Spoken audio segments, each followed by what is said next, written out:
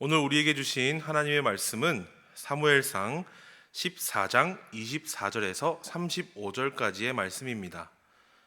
사무엘상 14장 24절에서 35절까지의 말씀을 제가 봉독해 올릴 때 살아계신 하나님의 음성을 들으실 수 있길 바랍니다. 이날에 이스라엘 백성들이 피곤하였으니 이는 사울이 백성에게 맹세시켜 경계하여 이르기를 저녁 곧 내가 내 원수에게 보복하는 때까지 아무 음식물이든지 먹는 사람은 저주를 받을지어다 하였음이라. 그러므로 모든 백성이 음식물을 맛보지 못하고 그들이 다 숲풀에 들어간즉 땅에 꿀이 있더라. 백성이 숲풀로 들어갈 때에 꿀이 흐르는 것을 보고도 그들이 맹세를 두려워하여 손을 그 입에 대는 자가 없었으니 요나단은 그의 아버지가 백성에게 맹세하여 명령할 때에 듣지 못하였으므로 손에 가진 지팡이 끝을 내밀어 벌집에 꿀을 찢고 그의 손을 돌려 입에 대매 눈이 밝아졌더라. 그때에 백성 중 한 사람이 말하여 이르되 당신의 부친이 백성에게 맹세하여 엄히 말씀하시기를 오늘 음식물을 먹는 사람은 저주를 받을지어다 하셨나이다. 그러므로 백성이 피곤하였나이다 하니 요나단이 이르되 내 아버지께서 이 땅을 곤란하게 하셨도다. 보라, 내가 이 꿀 조금을 맛보고도 내 눈이 이렇게 밝아졌거든. 하물며 백성이 오늘 그 대적에게서 탈취하여 얻은 것을 임의로 먹었더라면 블레셋 사람을 살육함이 더욱 많지 아니하였겠느냐. 그날의 백성이 믹마스에서부터 아얄론에 이르기까지 블레셋 사람들을 쳤으므로 그들이 심히 피곤한지라. 백성이 이에 탈취한 물건에 달려가서 양과 소와 송아지들을 끌어다가 그것을 땅에서 잡아 핏째 먹었더니 무리가 사울에게 전하여 이르되 보소서, 백성이 고기를 핏째 먹어 여호와께 범죄하였나이다. 사울이 이르되 너희가 믿음 없이 행하였도다. 이제 큰 돌을 내게로 굴려오라 하고 또 사울이 이르되 너희는 백성 중에 흩어져 다니며 그들에게 이르기를 사람은 각기 소와 양을 이리로 끌어다가 여기서 잡아먹되 핏째로 먹어 여호와께 범죄하지 말라 하매 그 밤에 모든 백성이 각각 자기의 소를 끌어다가 거기서 잡으니라. 사울이 여호와를 위하여 제단을 쌓았으니 이는 그가 여호와를 위하여 처음 쌓은 제단이었더라. 아멘. 오늘 우리에게 주신 하나님의 말씀은 사무엘상의 말씀입니다. 오늘 본문은 이 믹마스 전투 중에 있는 사울 왕과 이스라엘 백성들의 모습을 그려내고 있습니다. 13장에서는 사울이 허락되지 않은 제사를 하며 하나님 앞에 범죄하는 모습을 보여주고 있었습니다.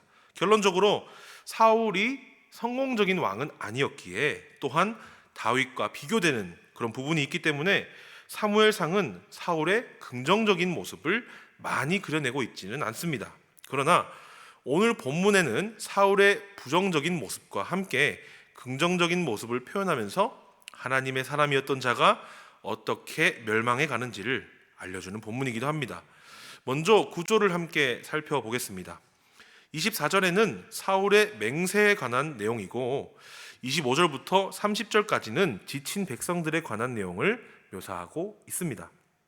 마지막으로 31절에서 35절까지의 말씀은 언약을 어기는 백성들과 결국엔 그 음식을 허용하는 사울을 그림으로써 오늘 본문이 마치게 됩니다. 오늘 본문은 사건 중심으로 살펴보면 좋겠습니다. 첫 번째 사건은 바로 사울의 맹세입니다. 이 맹세의 사건으로 인해 오늘 본문의 모든 사건이 약이 되게 됩니다. 함께 24절 말씀 읽어보겠습니다. 이날에 이스라엘 백성들이 피곤하였으니 이는 사울이 백성에게 맹세시켜 경계하여 이르기를 저녁 곧 내가 내 원수에게 보복하는 때까지 아무 음식물이든지 먹는 사람은 저주를 받을지어다 하였음이라. 그러므로 모든 백성이 음식물을 맛보지 못하고. 사울은 어리석게도 피곤한 백성들을 이 전쟁이 끝날 때까지 아무 음식물도 못 먹게 했습니다. 전쟁을 이어나가는 와중에 적들이 식량 보급로를 차단한 것도 막은 것도 아닌데 스스로 이렇게 굳은 결의를 다진 것입니다. 본인만 굳은 결의를 다지면 되는데 애꿎은 백성들도 이 결정에 함께 했다는 것입니다. 리더의 결정이 얼마나 중요한지 보여주는 장면입니다. 이 맹세 혹은 결정은 하나님께서 하라고 하신 일은 아닙니다. 사울 본인의 결연한 의지를 나타내는 부분이기 때문입니다. 결국 사울의 의지에서 비롯된 일입니다. 앞선 내용에 의욕이 과해서 제사를 통해 하나님께 죄를 지은 사건이 있었음에도 사울은 만용을 부리며 본인의 욕심으로 이런 일을 벌였습니다. 이러한 일을 하는 것 자체에 대한 평가는 오늘 본문에서 하고 있지는 않습니다. 그런데 리더의 이러한 결정이 곧 말씀드릴 이스라엘 백성의 행동, 그 결과로 작용하고 있는 것을 알 수 있습니다. 다음 사건은 맹세를 어긴 요나단입니다. 잠복하기 위해 숲을 속으로 들어간 백성들이 바닥에 흐르는 꿀조차도 먹지 못하고 있을 때에 요나단은 아버지를 닮아서 그런지 아니면 그냥 눈치가 없는 건지 아무도 안 하고 있으면 주변에 물어볼 법도 한데 그냥 바닥에 있는 꿀을 먹습니다. 27절의 말씀입니다. 요나단은 그의 아버지가 백성에게 맹세하여 명령할 때에 듣지 못하였으므로 손에 가진 지팡이 끝을 내밀어 벌집에 꿀을 찢고 그의 손을 돌려 입에 대매 눈이 밝아졌더라. 아무리 아버지이지만 왕이 말씀하시는데 그 얘기를 안 들은 건지 못 들은 건지 요나단은 아버지의 맹세를 어기고 꿀을 찍어 먹습니다. 상식적으로 이해가 안 되는 부분이기는 합니다. 아무리 아버지 아들 사이라고 해도 전쟁 상황에서는 왕과 그 명령을 따르는 장군의 상황일 텐데 왕의 명령을 듣지 않는 장군이 있다면 그 왕은 그 장군을 어떻게 했을까요? 총체적인 난국이 예상되는 상황입니다. 이러한 왕에 대한 부정적인 인식이 계속 그려지는 이유는 이스라엘의 참 왕이신 분이 하나님이심을 나타내고 더 부각시키기 위함입니다. 이러한 상황에서 배고프고 지친 이스라엘 백성 중 하나가 요나단에게 말합니다. 28절 말씀입니다. 그때의 백성 중 한 사람이 말하여 이르되 당신의 부친이 백성에게 맹세하여 엄히 말씀하시기를 오늘 음식물을 먹는 사람은 저주를 받을지어다 하셨나이다. 그러므로 백성이 피곤하였나이다 하니 이렇게 누군가 요나단을 문책하자 요나단이 하는 말이 아주 가관입니다. 29절과 30절의 말씀입니다. 요나단이 이르되 내 아버지께서 이 땅을 곤란하게 하셨도다. 보라, 내가 이 꿀 조금을 맛보고도 내 눈이 이렇게 밝아졌거든. 하물며 백성이 오늘 그 대적에게서 탈취하여 얻은 것을 임의로 먹었더라면 블레셋 사람을 살육함이 더욱 많지 아니하였겠느냐. 내 아버지께서 이 땅을 곤란하게 하셨다는 말은 이 땅에 있는 백성들, 곧 이스라엘 백성을 뜻하는 말입니다. 그래서 아버지께서 잘못했네 라고 운을 띄우며 얘들아 들어봐, 오늘 전쟁에서 얻은 것을 먹었으면 다음 전투에서 더 힘이 나지 않겠니? 라며 백성들을 되려 회유하고 있는 상황입니다. 좀 전에 백성의 문책에 자신의 잘못을 인정한다거나 정식으로 아버지에게 가서 이러이러하니 백성들에게 음식을 허용합시다 라고 말한 것도 아니고 그런 상황이 펼쳐지고 있는 겁니다. 이러한 요나단의 행동이 그 다음 이스라엘 백성의 행동에 또한 결과로 작용하게 됩니다. 31절에서 32절까지의 말씀입니다. 그날의 백성이 믹마스에서부터 아얄론에 이르기까지 블레셋 사람들을 쳤으므로 그들이 심히 피곤한지라. 백성이 이에 탈취한 물건에 달려가서 양과 소와 송아지들을 끌어다가 그것을 땅에서 잡아 핏째 먹었더니 아무것도 먹지 못하고 요나단이 먹는 것을 옆에서 지켜보기만 했던 백성은 결국 하나님 앞에서 죄를 짓게 됩니다. 왕의 명령을 어긴 것은 다음 문제고 하나님께서 명령하신 율법을 어긴 것입니다.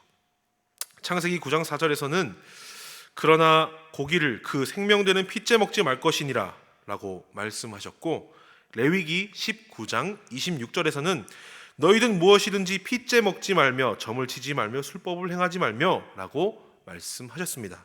하나님께서 행하지 말라고 하신 고기를 핏째 먹는 일을 행했던 것입니다.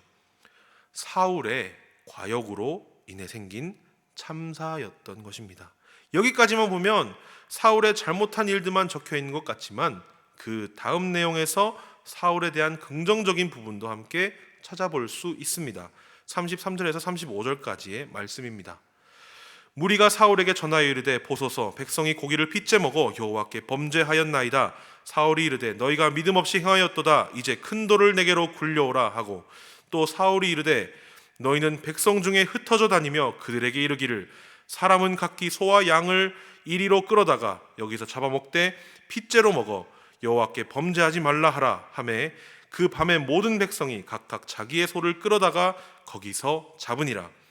사울이 여호와를 위하여 제단을 쌓았으니 이는 그가 여호와를 위하여 처음 쌓은 제단이었더라.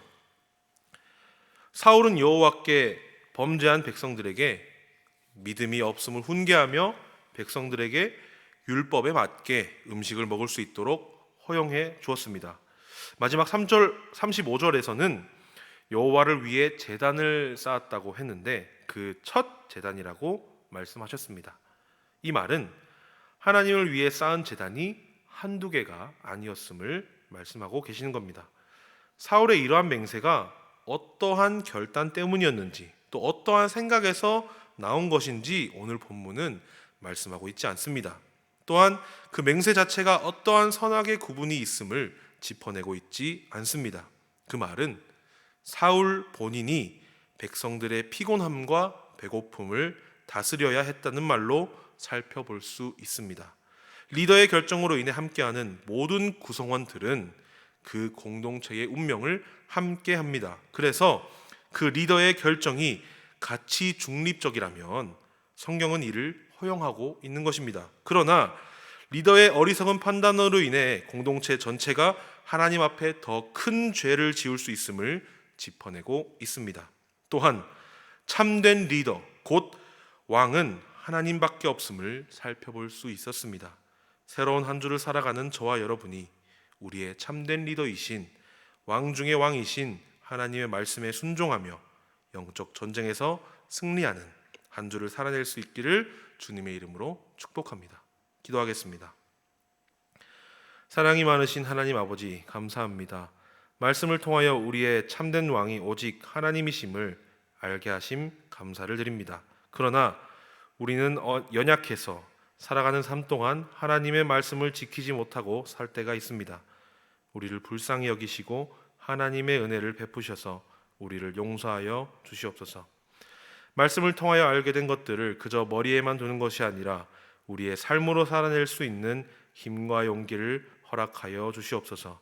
감사드리며 예수님의 이름으로 기도합니다. 아멘.